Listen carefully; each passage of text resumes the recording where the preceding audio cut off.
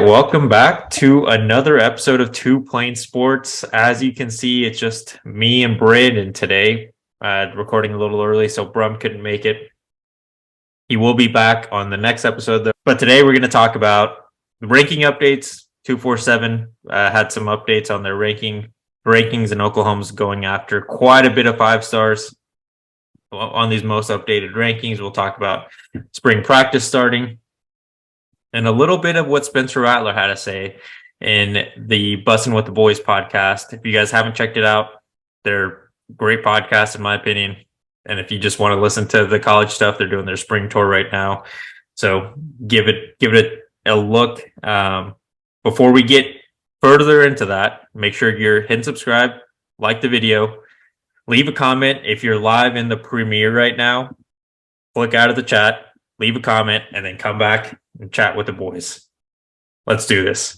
So let's start off with the updated rankings. 24/7 updated their rankings today on the 21st, and Oklahoma is at least in a decent position for, I believe we counted 5 of the top 32 players in this class as they're ranked right now. Those 5 being number 3 player, number 1 defensive lineman Williams Nwaneri, number 5 player, number 1 linebacker Sammy Brown, number 7 player, number 2 defensive lineman David Stone, number 3 wide receiver, number 9 player overall Bryant Wesco. Let me see here, Kobe Black, number 15 player in the class, and then number 18 player Edric Houston, who was recently on campus not that long ago. So Oklahoma is definitely putting together at least a big resume in regards to who they're going after, and at least could be getting plenty of official visits from these guys. Brandon, what do you think about the outlook for this class? Can Oklahoma land, let's just say, even 50% of the guys that we just went over? No, the first thing when you go through the list, you mentioned 32 5 stars, and you start reading the list off, and you go, holy shit, Oklahoma, like you said, is in legitimately a good spot for most of, or not most, but 5, 6. And I think you land 3 at least. I genuinely think you land David Stone. I've been saying that forever. I think you land Williams Nwaneri and Bryant Wesco. Those are the ones that I feel at the moment, present day, that you can almost, if you were to bet on it, I would bet Oklahoma for those 3 kids. So that alone is 3 5 stars, and that doesn't even mention Sammy Brown, who I think is coming for an OV later on. Edric Houston, you just mentioned Oklahoma had him on campus. So it's exciting shit. I don't know how many 5 stars. I can't remember how many we landed in the 23 class. Was it 2 or 3? 3. So 3 we can at least match that, I think, going into 24. And if you snag 1 or 2 more, then you got 5 stars. And then I think that's where you're really starting to be in the conversation of the number 1 recruiting class, which, Brent Venables in year 1 did a hell of a job to land that top 10 class, top 5 class. And then I think if you land 5 stars, that's when you're in the number 1 conversation. And I think it's a real possibility, barring, Georgia or Alabama doing that crazy stuff again, where they land, it seems every 5-star in the 23 class. Yeah, whenever you were going through it, and I was thinking about all the guys that are expected to at least take a visit, and unofficial visits at that. Williams Nwaneri has been talked about potentially taking an OV. Sammy Brown, he's taking a visit in early April, I believe, and it might be taking an OV because of the relationship his dad has had with Ted Roof, and it seems like that relationship is really good with Sammy as well. David Stone, obviously, probably the biggest name when it comes to Sooner fans that have been looking at who's going to be in this 24 class, taking an OV. And then you've got guys that have been crystal balled to Oklahoma. In Bryant Wesco, recently got crystal ball, I believe, was by Parker Thune. And Kobe Black, I can't recall off the top of my head, but I know a lot of people feel really good about where OU stands there. I don't think he's crystal balled at the moment. Okay. Well, either way, you feel really good about it. And then we were talking about it right before we started recording. Edric Houston, after his visit, reported by multiple people that it seemed like Oklahoma really impressed him. And we talked about it on the show. Who knows how much Oklahoma really goes after him, and vice versa, how much interest he genuinely has moving forward, because it's not like his commitment is coming up anytime soon. Most of these kids probably won't commit till midsummer, late summer, maybe even pretty close to signing day. But if things trend in the right direction, Oklahoma could get 3 5-star defensive linemen at least. That's not, and there's still more ranking updates as they go. A 5-star, let's just say, perfect world, Oklahoma gets all these guys we just talked about. 3 5-star defensive linemen, a 5-star corner, a 5-star wide receiver, and a 5-star linebacker. Obviously, that's a perfect world. I don't expect that to happen, but if you can get 3 of those guys, like you said, you're putting yourself in a position for at least a top 5 class. Once you get into 4 and 5 stars, you're really getting in a spot where you can be the number 1 class in the 2024 class. And that's with 0 commitments as of March 21st, and probably ending March with 0 commitments as how things are trending, just because of announcement dates. But it's going to be a class where you're going to see it go really quickly up these ranking boards. Yeah, it's exciting. And the most exciting part for me, and it kind of goes off what Brent Venables said at his presser today.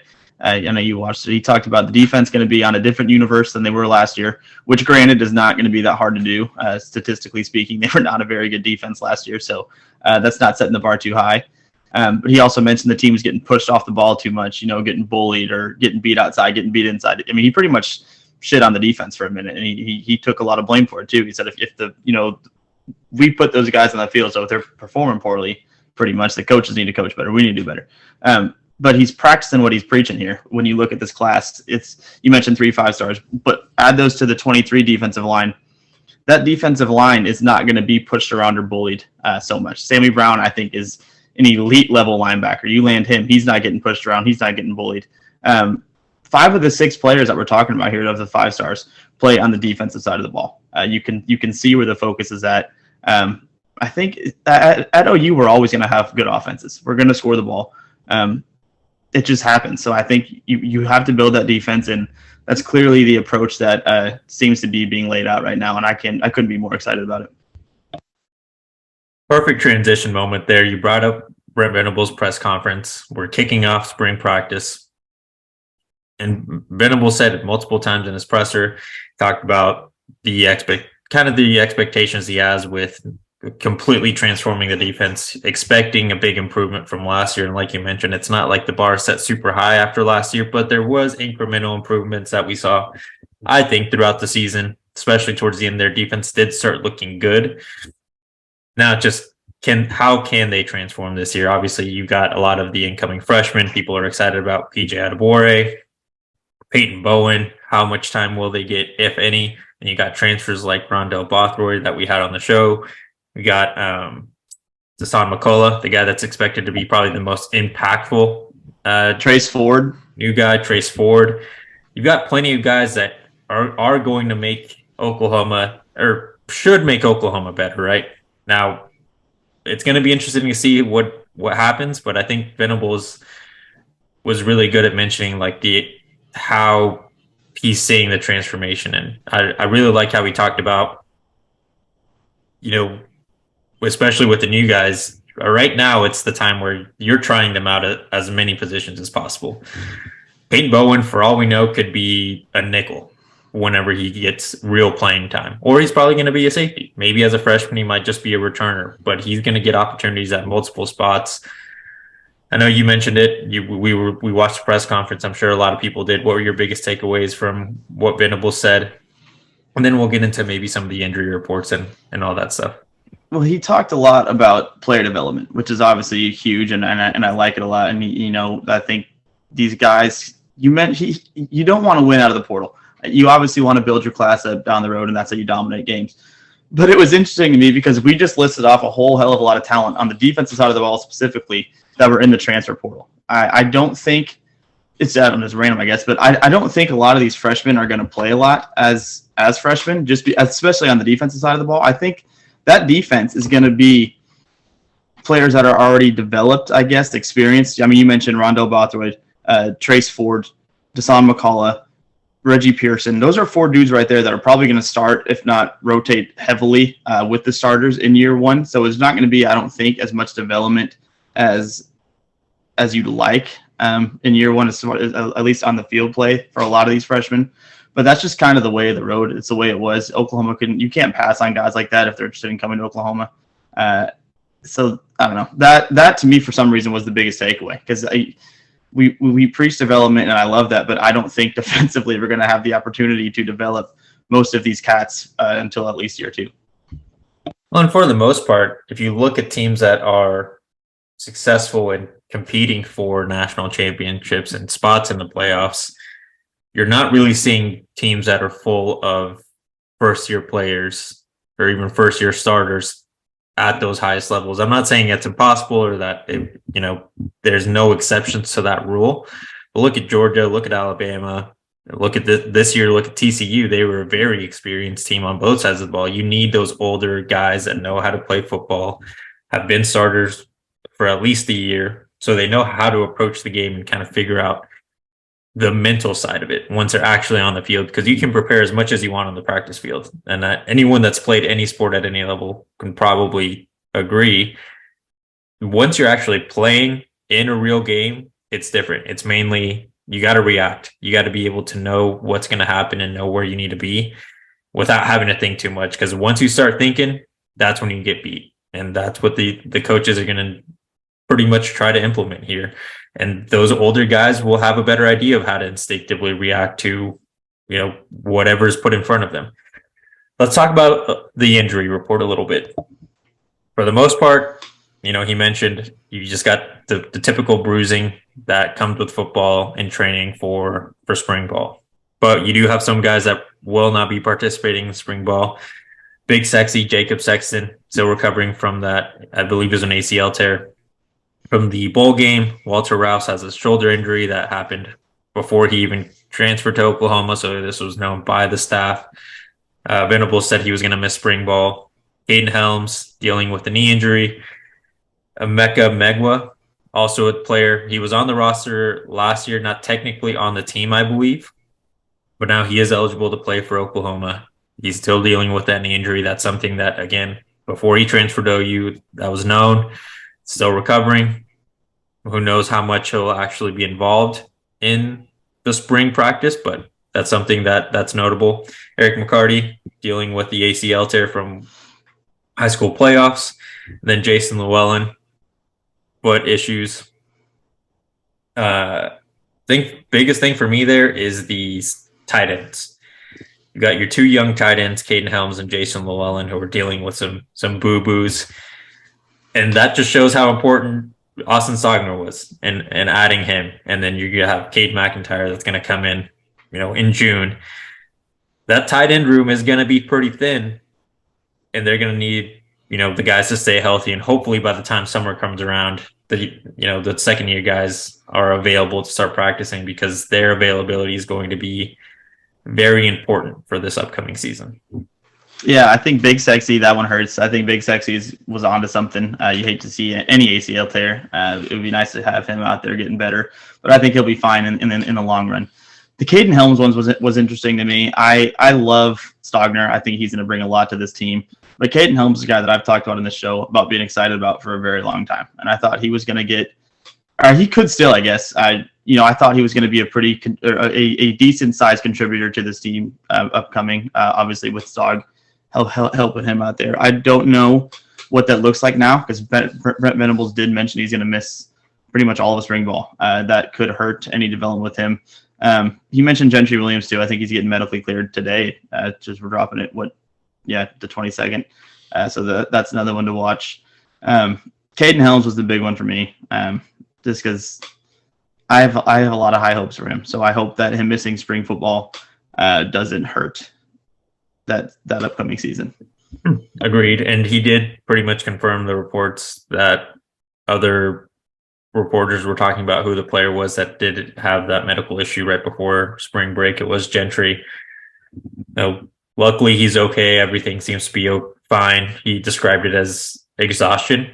So he just worked his ass off in practice, and his body decided, hey man, you got to take a break and slow down here. And it just shut down on him. Unfortunately, that's just a terrible scenario, but luckily he's okay. Another thing from the press conference, he mentioned, the expectations for the wide receivers and running backs, because they did lose a lot of production there. I mean, you lose Marvin Mims. He was your number one receiver for the last 3 years. He had a big impact last year, and I know the offense as a whole and wide receivers weren't the greatest Oklahoma's ever seen, but he was a high production player. We lost Eric Gray, number one running back, but he mentioned it, especially with the running backs. Eric Gray last year was his first year starting, so it's pretty much the same situation they were in a year ago. Who's going to be the lead guy? Brooks. Yeah, who's going to be the guy, right? He seems to be comfortable, and DeMarco Murray is making his job for, I guess, him being Brent Venables, his job much easier because he knows he doesn't have to worry about DeMarco and keeping those running backs ready to go. Do you want to take a stab at who might be the running backs 1 and 2 for next year? I think it's going to be Javonte Barnes at 1 and Sawchuk at 2. I mean, I saw enough at the spring game, at the bowl game out of them to, I think, be excited about the future. I think it's going to be a really good 1-2 punch.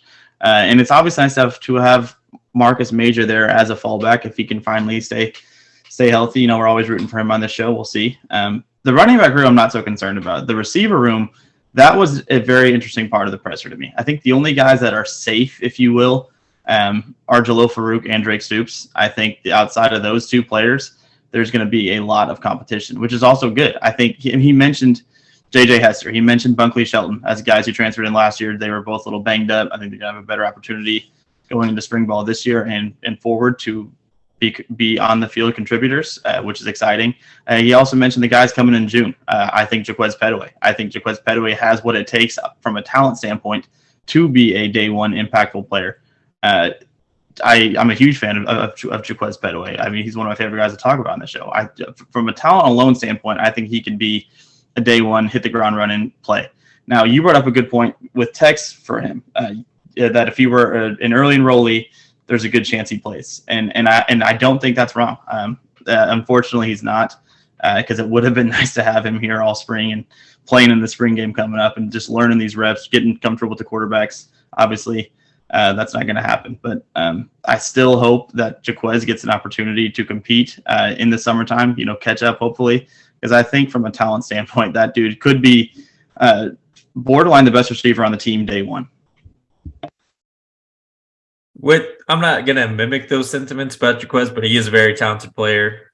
I think just also from what Venable said about the guys that are, second-year players now, and Gibson, Anderson, and some of those transfers, Andrew Anthony. Last year, Gibson and Nick Anderson were expected to at least contribute a little bit. And we did see Jaden Gibson, but even Venable said in his press conference, he was just a really tall, lanky guy. Tall and skinny kid, speed. Yeah. Now, he's had a year. I believe he did redshirt, so that means he had a lot of time with Schmitty last year. He spent most of his time with Schmitty last year, so gained some weight, has a lot more strength. The expectation, at least from my perspective, is his spot should be wide receiver 2, assuming Drake is still that slot receiver that he's been for most of his career at Oklahoma. Him and Nick Anderson are competing for that wide receiver 2 spot on the other side of Jalil Farouk. Now, obviously, things can change all the time. Could be Andrew Anthony because he also has unreal speed. But you've got these 2 returning players who Nick is recovering from an injury and seems to be healthy now. Who's going to step up and take those reps? Who's going to be wide receiver 2? I think Jaden Gibson has absurd talent. Him being so long and tall and fast kind of gives him the upper hand. And the coaches have also seen him in action a little bit more because Nick was held back by injury. We'll see, but I know we were talking about a little bit over text who's going to be the leader in wide receive in yards receiving. You went with Petaway just as a instant reaction because he is very talented, but I think you went back and I think the safe option is Farouk. I think most people will say there. Yeah, I think Farouk will end up leading the team receiving yards. For that wide receiver 2 spot that you're talking about, I think Jaden Gibson, I do agree with you. I think right now probably if I had to bet on it, I would pick Jaden Gibson, and he's another guy that we've been huge on the show. You mentioned the size. He showed it in the spring game last year where he caught, his I think he only had one catch in the game, and it was a bomb touchdown. And he runs the ball really well for a dude that big. So I would like to see him. I think JJ Hester is flying under the radar as a dude who was pretty good at Missouri. And Brent Venables mentioned him being pretty banged up last year. I think him getting healthy, having a full spring ahead of him, I think JJ Hester is really flying under the radar here. I would not be surprised to see him making a push throughout the summer to be that number 2 receiver. And Gavin Freeman's always sneaky. I don't think he has number 2, but I think as a contributor to the team, we saw what he can do in very limited touches last year. His first touch of his collegiate career was a touchdown. That should not have been a touchdown. He should have had a decent gain on it, but he was breaking tackles and doing some things out there. So I think Gavin Freeman could be a sneaky contributor. But as far as number 2 receiver goes, Jaden Gibson, I agree with you, but watch out for JJ Hester. That's all I'm going to say. All right, let's see what happens over spring here. Last thing I want to bring up for the spring ball / presser recap, Derek LeBlanc, we covered him throughout his recruitment. I know a lot of people are fans of his, and Ricardo LeBlanc, his dad, has really become part of the OU family. Shout out Ricardo. He used to watch the show. He did. I don't know if he still does, but Derek has gained a significant amount of weight. I'm going to pull up the exact measurement here, but he's been with the team since the bowl game. So he's been with the team for a while. He's been training. He's been doing what he's been asked to do, and clearly Todd Bates, is motivating him. It might be probably a lot of intrinsic motivation from Derek there as well. But he's gone from about 260 going into the first day that he got there on campus, and now he's 278. 18 pounds gained already, and he still has 5-6 months before season starts. Like, he could still gain another 5 pounds. At this point, you're Todd Bates, Schmitty, and the rest of the team of the staff just needs to see how he carries the weight, and can he move well still? Is he still powerful? Is he still fast enough? Because you don't just want to blow people up to 300 pounds because, we have another 300-pound defensive lineman that can stuff the run. You can find 300-pound human beings anywhere. That doesn't mean they're good at football and they're going to do their job on the field. I think Derek LeBlanc is moving at the right pace, and clearly Schmitty is packing on the pounds there with him. And it might not be crazy to think that Derek might be a year 1 contributor, even at a small level. He might get some playing time this year.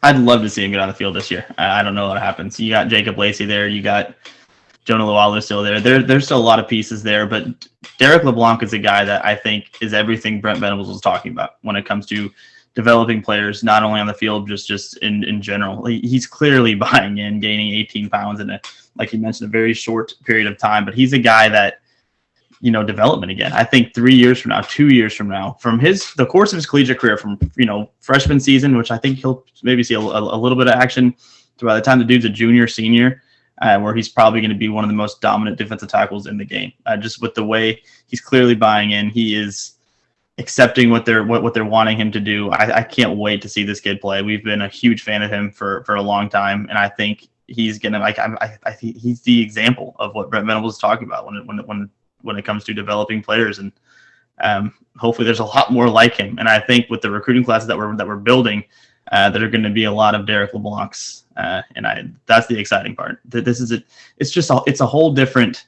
type of recruiting, man, and it's night and day better, I think, from the previous regime.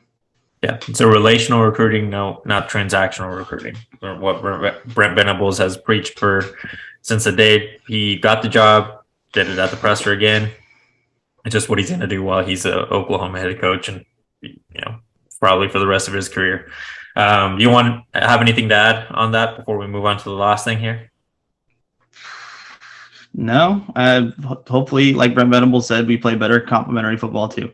Because we did mention the defense being bad last year, but I think a fun stat that he mentioned in the presser was that nobody in college football had more possessions against them than Oklahoma last year. So our team was on the field more than any other defense in the country, and that's partly Oklahoma's fault, like he said, where you got to get off the field, you got to get stops, but then offensively, you got to complement that. You got to keep drives alive. You got to put balls in the end zone. You got to get first downs. And that's another thing he mentioned a couple of times. You got to play complementary football, not what's the word he used?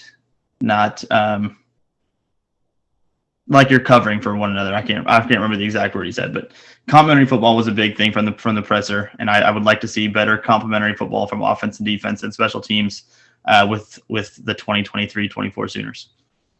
Agreed. So last thing before we wrap up the show, Spencer Rattler was on the Bussin' with the Boys podcast. Bussin' with the Boys is a Barstool podcast hosted by two NFL players, one semi-retired NFL player, from my understanding, and Will Compton. Dude, you're 10.1 on the way. Yeah, and Taylor Lewan. Had him on. They talked about Oklahoma, I would say, quite a bit throughout the video, just because they wanted to see, his thoughts on the difference between Oklahoma and South Carolina, how he transitioned, the transfer portal, all that stuff, because to them it's a foreign thing. They were in college now probably a decade plus ago. So this is, new territory for them as well. And Spencer had some interesting things to say. I think the first thing that popped up on social media, and I saw some people getting a little up in arms about, when I don't think it's really relevant now, is he was asked the difference between the OU offense when he was here versus the South Carolina offense that they ran last year and will probably run next year. He mentioned that OU was just really simple, 1 or 2 word play calls, versus, the real USC. It's a lot more pro style, spider 2 wide banana kind of stuff. Yeah, he mentioned a whole long ass play. Yeah. So some people felt like it somehow like he was trying to offend OU. I think he was just stating a fact. And then something else he mentioned was, not OU fans not claiming him once he gets drafted. I also think that's fair. He got booed at a home game. He got benched multiple times by his previous head coach. I don't blame him for having a sour taste in his mouth, but he never really said anything bad about OU. What did you think about his appearance on the podcast? No, I think he's a very smart kid with the way he responded to the questions about Oklahoma. What I thought was interesting, for sure, he didn't mention Lincoln Riley's name one time. He talked about, they asked him why Oklahoma originally and stuff like that, which I think we all know for the most part is probably Lincoln Riley. And he didn't mention his name one time, talked about Oklahoma building Heisman quarterbacks and things of that nature. For the most part, though, I think people get up in arms about the quote you're talking about, where he mentioned South Carolina playing more pro-style offense and Oklahoma's offense being more basic or whatever. If anything, I took that as him shitting on Lincoln Riley's offense versus Oklahoma in general. So I don't know why people get upset about that. But for the most part, I think you mentioned him not wanting OU fans to claim him. I don't think he really enjoyed his last year at Oklahoma, and he mentioned it as going to South Carolina he was excited about it. He felt refreshed. He felt like he was getting a new start pretty much. I don't think he holds Oklahoma in high regard right now. And like you said, I don't blame the kid. I think they asked him about his time at OU, and he said, "Oh man, I had a great time, but most importantly, I learned a lot," which translating to, I think he had a good freshman year, had some fun, and then shit went bad, and he didn't really have so much fun there. But like you said, he didn't take any shots at Oklahoma. He didn't talk badly about him, but I think you can just gather from listening to him talk that he doesn't love OU very much anymore, doesn't hold them in very high regard, and there's not a lot to blame him for that. I'm still a huge Spencer Rattler guy. I probably would have tried to claim him once he gets drafted, just because he did start at Oklahoma, and I'm a big Spence guy. He clearly doesn't want that to happen, so I'll probably respect his wishes. But yeah, man, and going back, if you guys watched the show for a long time, you'll remember the TCU game last season when we played, or 2 years ago, sorry, when we played a real close game with TCU. We beat them in walk-off fashion. Gabe Burkett hit a walk-off field goal as time expired, kept Oklahoma undefeated. But that's where the initial boo birds started coming out, that we want Caleb Chance, this, that, and the other. I was at the game. I forget who I was with, but we thought it was dumb as hell. I think it was with our buddy Brace. And then we texted about it in the TPS chat. We also were not fans of it. But going back, yeah, if you guys have been here for a while, even when it was the unpopular opinion, none of us on the show were a fan of the booing of Spencer Rattler or the benching of Spencer Rattler at first. Obviously, after the Texas game, he got benched in that game because he didn't have the greatest start to the game. He had a couple early turnovers. But after Caleb came in and did what Caleb did, there was no choice but to play Caleb Williams. Just a really unfortunate ending to Spencer Rattler's Oklahoma career. I think he deserved better.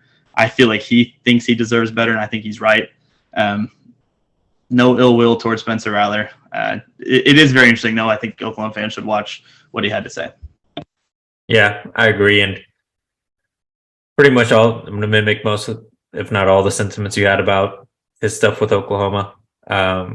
He really shouldn't have probably the best memories. I hope he does remember some of the good times he had at OU. But, everyone has their own individual experience as a student, and he was probably the biggest name on campus while he was on campus until Caleb Williams took his job.